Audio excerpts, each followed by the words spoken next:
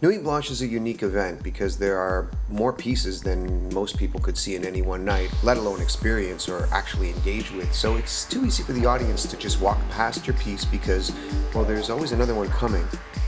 I needed something that was inviting, had audio-visual pop, so people really couldn't walk by without at least acknowledging its existence. And then personally, I'm attracted to interactive art. So when I'm creating a piece, I want to provide a rich environment, create a mood, and then offer visitors ways to actually create an experience for themselves. So we're collaborating in a sense.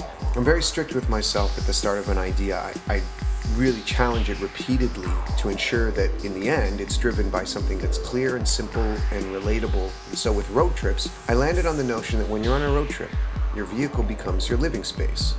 So I created spaces that were hybrids of houses and apartments and cars.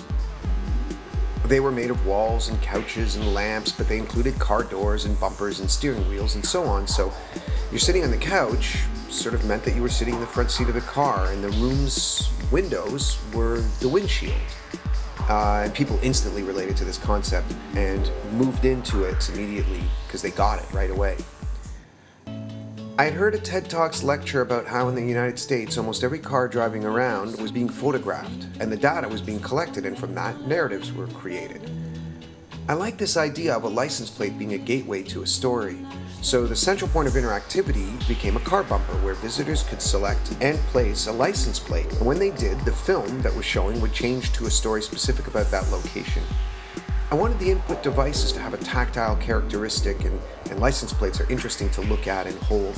Visitors who wanted to drive the car or play with the stereo dials discovered that they could impact the visual qualities of the film, so that in a sense they could affect their own visual trip. I developed all the technology myself using microprocessors and software that I'd never used before. I don't mind if it's not obvious at first how to technically achieve what I'm thinking.